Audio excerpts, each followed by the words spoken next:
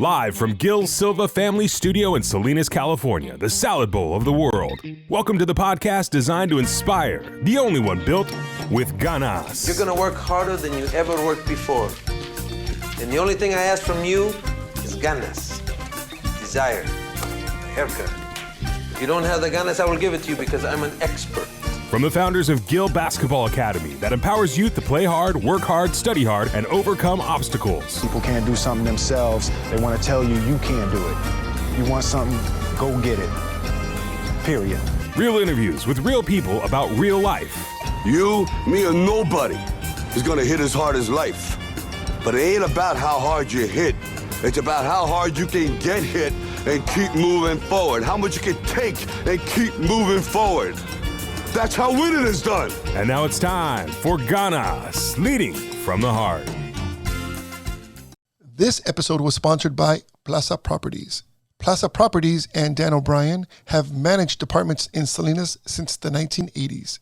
Plaza Properties believes in the mission of the Gil Basketball Academy and is proud to contribute to our podcast. Soy Alberto Murillo de Sunrun Solar. Una de las mejores movidas económicamente para un dueño de casa es poner paneles solares a su casa. Mi vida cambió desde que mi esposa y yo compramos un sistema solar de la Costco. Se me hizo tan increíble la oportunidad que en cuanto miré que era una buena movida, apliqué para trabajar en Sunrun Solar. Ahora Sunrun está dando hasta $5,000 por persona que quiera trabajar un poco y recomendar a parientes y amistades para poner paneles solar. Los biles de luz seguirán aumentando más y más espantosamente que toda la gente que califica pondrá paneles solar a sus casas y se ahorrarán miles de dólares.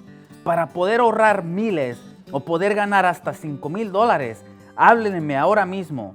Alberto Murillo, 831-206-6880. 831-206-6880. Alberto Murillo es el hombre ajedrez. Representa las mejores movidas en la vida, no solamente académicamente para los estudiantes, pero económicamente y espiritualmente para todos. El ajedrez es el juego de Dios y de reyes. Representa el camino en cual un peón puede avanzar en la vida para llegar a su reinado. Los niños se hacen reyes y las niñas reinas. Pidan el programa de ajedrez en sus escuelas. Si un distrito escolar no ofrece ajedrez, pídanselo. Tú puedes ser, si lo quieres ser, tú puedes ser un joven millonario, pero ¿sabes qué? Sin más educación serás un niqué sin salvación. Lo que quieres ser serás. Debes pensar y planificar. Es el ajedrez que cumplirá tu ilusión de vivir como un campeón, ganando un dineral. Para más información, háblenme. Alberto Murillo, 831-206-6880. 206-6880. Hello, everyone. Welcome to another episode of Ganas, Leading from the Heart. I am Jose Gil, coach, teacher, father, husband, and a lifelong believer in ganas, which translates to desire. Today on the show, we have a local sports icon. I call him legend because when it comes to high school sports, youth sports, even college sports in our area, and I could go out to the Bay Area, you look for the name John Devine. If John said it, then it's probably true. So welcome, John Devine, to our podcast show. Thank you. That's quite an introduction when you have Jordan and Kobe in your intro there.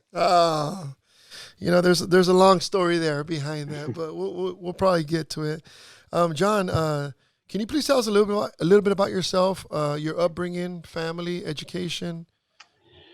Well, for those that don't know, I'm a King City High grad from 40 years ago now, I guess. It's been a while. Were they the Mustangs back then?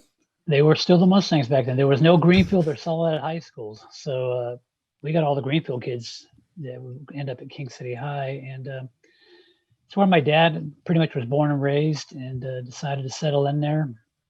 And, turned athletics has always been a big part of my life, going all the way back to when I was 11-year-old and remember winning this little silver punt packs and kick trophy.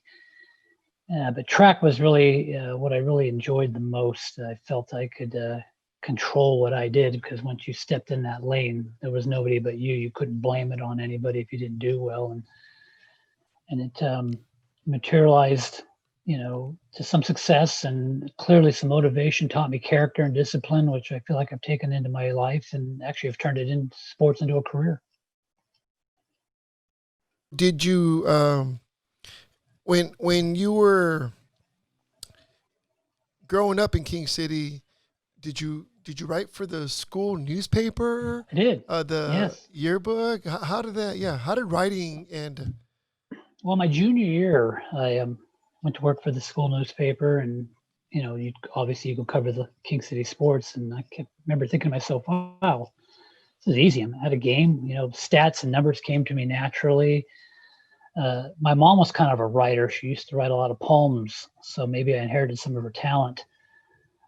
But when I was a senior in high school, the Californian in Salinas sent a request down asking if there was somebody down there in South County that would be willing to write sports for us, because they probably didn't want to drive all the way down there and cover themselves. And as a 16-year-old, I jumped at the chance. And like I said, here we are 40 years later, I'm still doing it. It's funny. It's funny you say that about the numbers, and it came just naturally for you, right? When it came down to keeping score and writing for your school newspaper when you were at King City. But I have a very similar story. When my oldest son, Josue, I was coaching, high school basketball, and he'd be on my lap as a baby on the court right before the game. We had a ritual. But as he 4 years old, I would say 3-4 years old, now he started looking up at the scoreboard and saying, 48, 45, we are winning by 3. Oh, now we're losing by 2. And he would be doing the math and calculating numbers, and now he's an engineer major, because it just came naturally for him, and it was because of sports. And I think many of us, when we see a game, those kind of natural tendencies happen, and it just makes watching sports funner, right? When there's something to play for.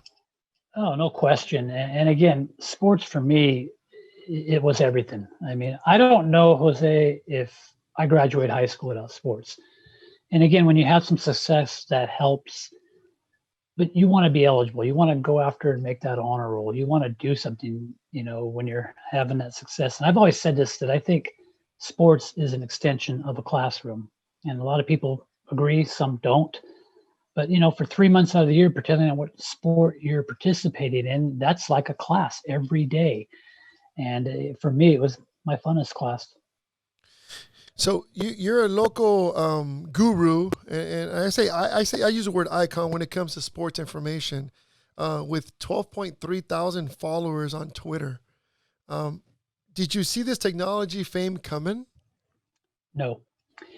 And I think it's been 10 years now since we started Twitter, or at least I started Twitter, got on Twitter, and I remember somebody telling me, boy, if you could get to 1,000 or 2,000, that would be awesome. So that was kind of a goal. I think for me, where Twitter has really taken off stems from the fact that I just didn't want to tweet about football and basketball, the main sports. I wanted to go after volleyball, track and field, cross country, tennis, field hockey, golf, et cetera, et cetera.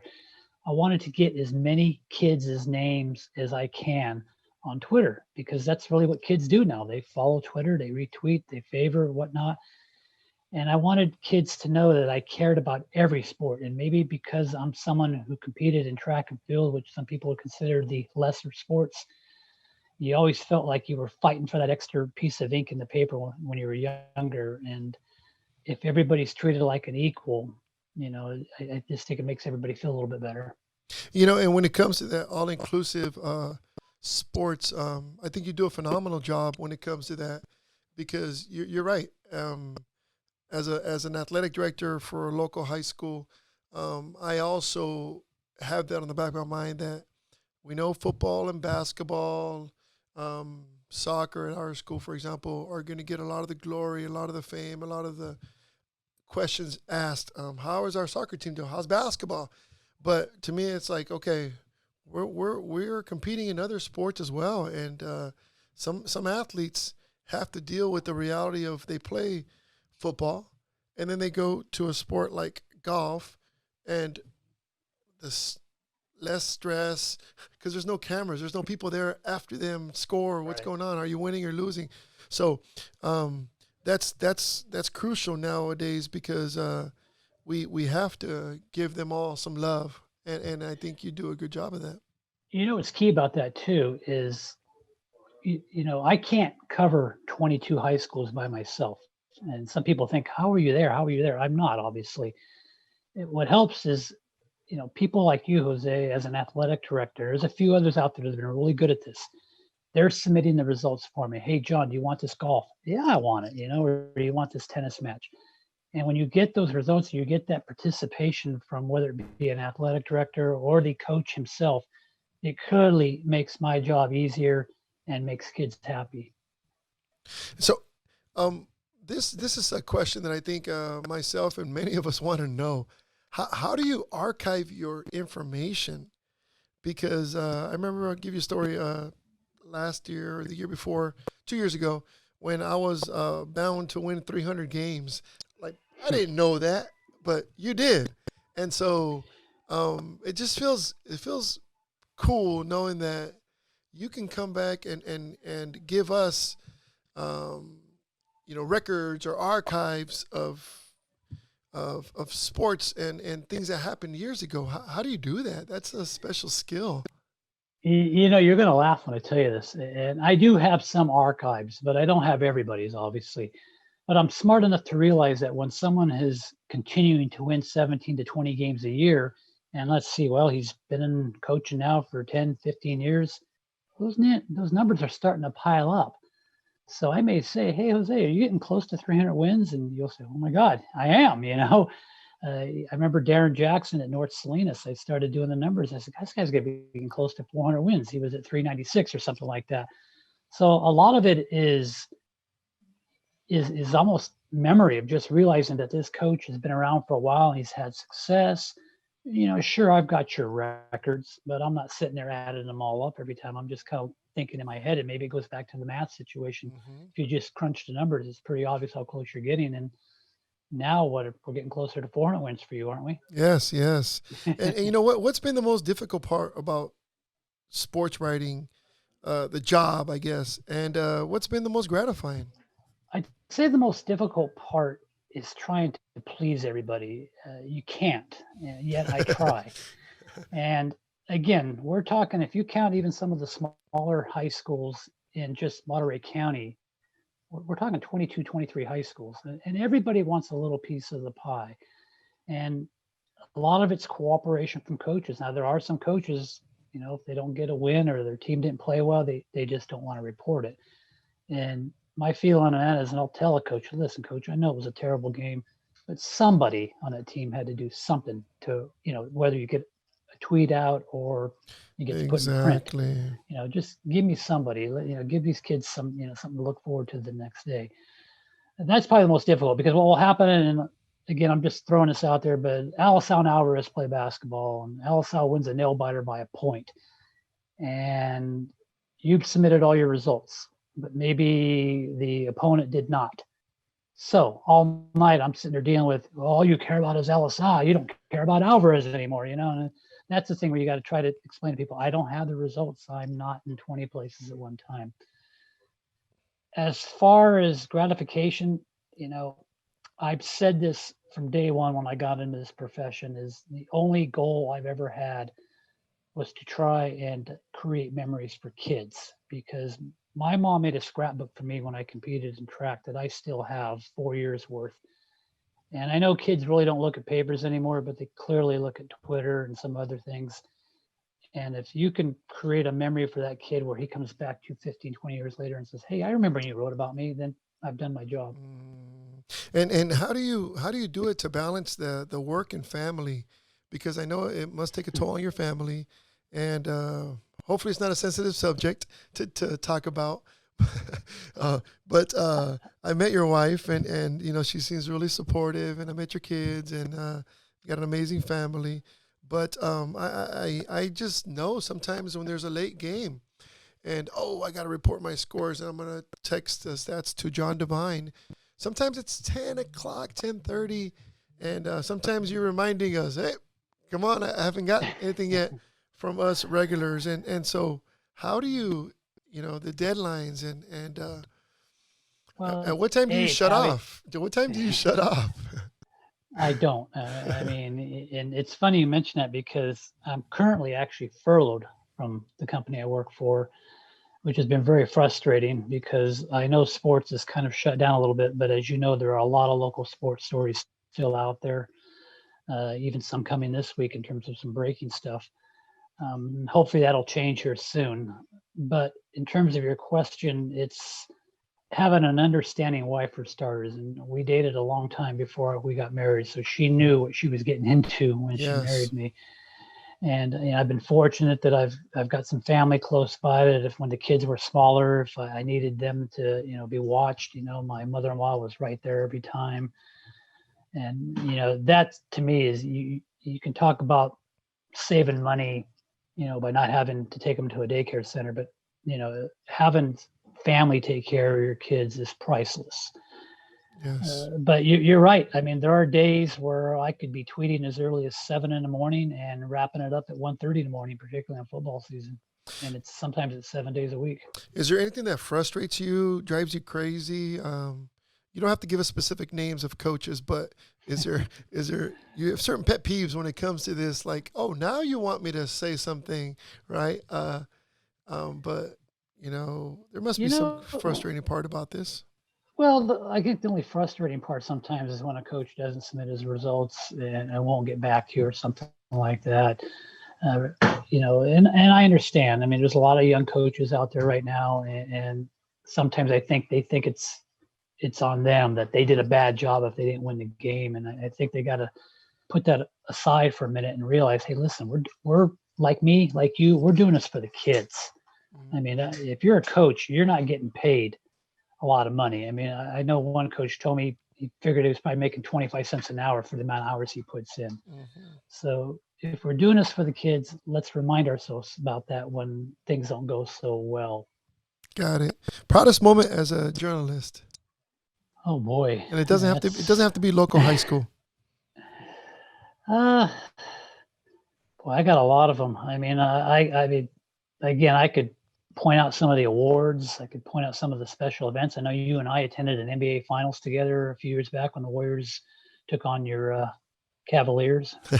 But but I think the proudest moment is really when you run into somebody that maybe you haven't seen in a decade, and you might not even recognize him, but he recognized me or she, and they'll sit there and say, "Hey, I remember when you wrote that story about me. I still got it in my, hanging up in my wall or something like that." That to me Wow. is kind of what this is really about. Yeah. Has there been a local story that you've covered that you could say, man, I remember when I covered that situation, and what if so, what made it special? There's a lot of them, but I know you brought this up in a conversation yesterday before we went on, and the one story that actually sticks out right now, and I know it's going to sound funny because we're talking about Alisal, but I go back to Alisal winning that CCS, or excuse me, that Northern California D2 soccer title, the first time in school history. And what I remember most about that was the emotion that I saw from 17, 18-year-old kids, tears coming down their eyes, parents who probably had been spending the whole week working 40 plus hours a week, getting there on a Saturday. It was raining that day, if you remember. I do. And they were emotional. And the story wrote itself, Jose, just on emotion alone. And, it's funny because maybe that story rings a bell because I won an award for that story. But it was just, that captured sports to me, just seeing that. Yeah, they won. That was great. But it was the emotion that I got from the players, from the parents, from everybody that was there. It was touching. Yeah, and if you recall, towards the end of the game when the rain stopped and then the rainbow just came out, a full rainbow, it was like, this is amazing. There's one other story that sticks out to me, and it's a girl by the name of Natalie Morales, who's I think she's going to be a senior this year at North Salinas, but as a sophomore, they found cancer in her, and it pretty much postponed most of her season. Yet this kid battled back from this and not only persevered, but came out and had a great junior year. And I remember how strong she was in talking to her, and how brave, and thinking to myself, could I have been that way as a 15-year-old being diagnosed with this disease? And I don't think I could have. And I was just so impressed by her demeanor, by her family's demeanor, and her willingness to say, not only am I going to beat this, but I'm going to come back and be better than ever. That's amazing story. Natalie was in our academy. She really? Yeah, since she was a little girl, she played for us in GBA, and I was heartbroken when I heard that story. And but then I got to see her play last year when they played Alisal, and I'm like, oh my God, this could be a movie. Yeah, this could be a movie, because she persevered. She had the ganas to want to come back and be stronger than ever. And continued prayers for her and healthy recovery. But those are two great stories, and I'm sure, those are exactly what we wanted to hear. Some special ones. You have also covered many local professional teams, from the Bay Area. To us, that's local, right? Right. Which have made you, I'm sure, feel proud to the point where you knew you were an elite company. And let's talk about what you just mentioned a few minutes ago about the NBA Finals, when we were there and together, and it was pretty awesome to kind of have that conversation. Me reporting for Deportes, ESPN in Central America at the time, and but the connection that you and I at that time had was, here we are, these two local guys from the Salinas Valley, and look at where we are, right? Me not trying to compete with what you do, because that's not you're the expert. That was just a invited guest to do what they wanted me to do. But what a feeling we had there in that arena, huh? Well, what I remember most is I'm sitting there in a seat, 2 hours before the game. Yes. And I'm thinking, God, I'm seeing all these guys from all over the place. And I'm thinking, God, I don't know anybody here. And you come walking up and say, hey, what's going on? And I looked up and I said, I know somebody, and it's like, and then we end up sitting up somewhere in the sticks up there. But it was actually nice to actually be able to see somebody that I actually knew. It made me feel a little more comfortable. But no, I mean, I was lucky enough to get to 3 NBA finals, and I don't think you were there for the 3rd championship, in which it was actually won at home, because I think you were in Italy or something. I was in Italy, yes. Yeah, but that was one of the more special moments for me personally, because it was an actual celebration. I've been to a couple of Stanley Cup finals down in Los Angeles, and I got to see the Kings celebrate. But Oakland, that arena, as you well know, was one of the loudest arenas in the NBA, and I still wonder if the Warriors are going to miss that when they return next year and are good again. But it was just fun. I remember just sitting in my seat, seeing all the stuff come on the Raptors and just kind of soaking it all in, saying, I can't believe I'm here. Yeah. I don't know if the NBA Finals is the best event I've been to, because I always tell people that there's nothing like a Super Bowl. I mean, the Super Bowls are unbelievable, and I've been fortunate to get to a few of those. And the same for the World Series. I remember Pablo Sandoval hitting 3 home runs against the Tigers in one game. But I do remember taking in the Warriors championship just a little more, because it was an actual championship celebration, and you got to see the whole thing unfold. And for I know you're a Warriors fan, and I thought you were too. For a while. No. We share the yellow in common, but I go yellow and purple when it goes to NBA. But I remember being there and thinking, I have so many close friends that are true day one Warrior fans, and so I felt like I was there for them, and seeing you there, and because you were there reporting, but you were also there, like, just admiring. And I remember seeing that glare in your eyes where, can you believe this is happening? And the Warriors, had a run, and I'm sure they're going to have another run next year when they all regroup, you know. But those kind of experiences, and like I said, I did it for 3 years, and it was one of those pinch me, I cannot believe this is happening to me. But you do it all the time, and it makes me just wonder, like, would you prefer an NCAA college basketball game to cover or an NBA game? Actually, you're going to laugh when I say this, but I prefer a high school game. And I'll Oh, tell you why. I mean, when we go to an NBA Finals, I think you kind of visualize it. It's like fantasy land, really. I it is. mean, I'm not writing a game. I'm writing a column. I'm painting a picture of what's going on. And that's one of the easiest stories you can do if you can just come up with color. The same thing for the Super Bowl. I always tell people the Super Bowl, it's a buildup. You get there on Wednesday and you watch Thursday, Friday, Saturday, just the magnitude of crowds coming in from both cities. The game itself is almost secondary if you've ever been to one of these events and just watched the hype of the city grow. But when you cover, whether it be the NBA or the NFL or Major League Baseball, you're almost a thorn in the side of these players. You know what? I mean, you're one of several media people there that sometimes they just don't want to deal with. You go to a high school event and you're talking to a player after the game. They look genuinely excited to talk to you. Maybe nervous sometimes, depending on how old they are. Yes. But they want to talk to you.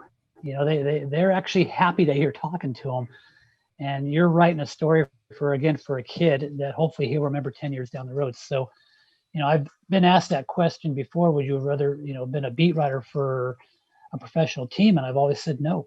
I mean, there's just something about high school sports that's special. Yeah, and I go back to me calling you an icon, right? In our Monterey County. I remember a story. My daughter, she was 5, 6 years old, and I remember you and I having a conversation. I think it was at Toro Park during a cross country meet or somewhere, and she turned around and she said, "Who was that?" I go, "That's John Devine." She goes, "That's John Devine?" And I said, "Yeah, yes." And she goes, "Oh my God, I can't." I mean, everybody. And then her exact words were, "I can't believe John Devine." And so I thought, made me feel special. Made me feel special because that's how our high school kids feel. When they do these interviews. One of your LSL students about 3 years ago, I ran into him and they gave me the nickname that has kind of stuck with me because there was a couple colleagues with me at the time, and she says, "John Devine, you're the Twitter king," and people tease me about that to this day. Yeah, it's funny because I as soon as I send you some stuff and I see the kids, "Oh, Coach John Devine posted that I scored my," and I'm like, "Oh, that's awesome! See, you deserve that. You deserve that." But what advice would you have for our young podcast listeners, aspiring to be future sports writers?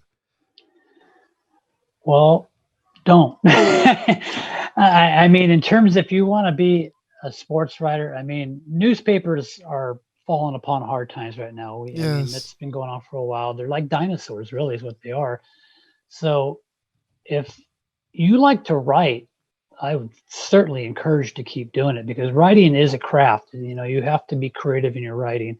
And there are always going to be people that need writers, whether it be online or perhaps for a television or a radio station. I mean, that'll always be there. And I guess, boy, to say you want to be a sports writer today, I don't know if newspapers will be around 40 years from now. I really don't.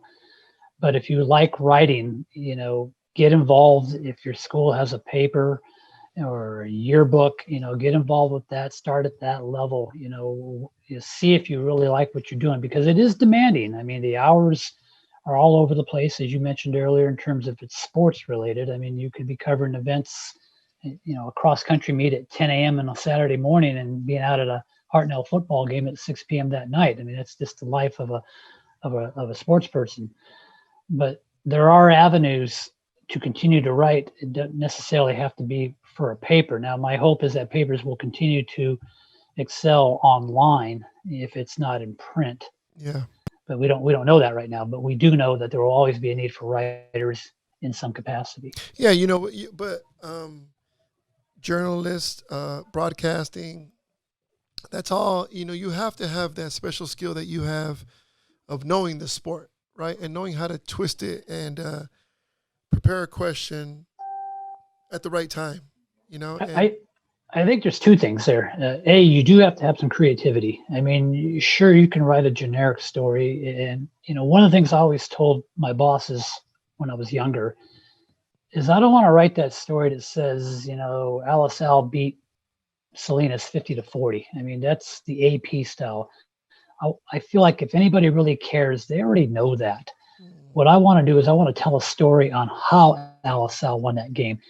And the key to that is realizing, well, I'm on a deadline. I don't have all day to do this. So how can I tell this story in an hour and meet my deadline? And that's always been the challenge. And actually, that's been kind of fun. It goes back to my track and field days. Now you're up against the clock again and you're battling for time. Your performance is your effort. How good is that story? And you have to really want to crave to do that because there is stress. Your blood pressure will rise at 11 o'clock at night when your body and your brain's gone dead already.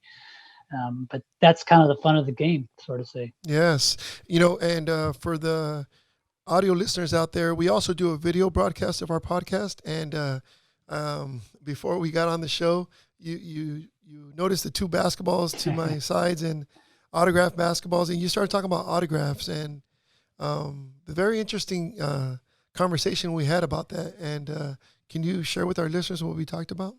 Yeah, you know, it's funny. I have my own little man cave, I guess you could call it, where I've collected a lot of things from Major League Baseball helmets to NFL helmets. We're talking authentic here, and even goalie masks now. I've gotten into some of these goalie masks in the NHL. They're incredible. I've also, though, I've never really had, I guess, a desire to have somebody's autograph, but I decided long ago that I wanted to have one autograph from every sport, somebody that I thought was just unique and special.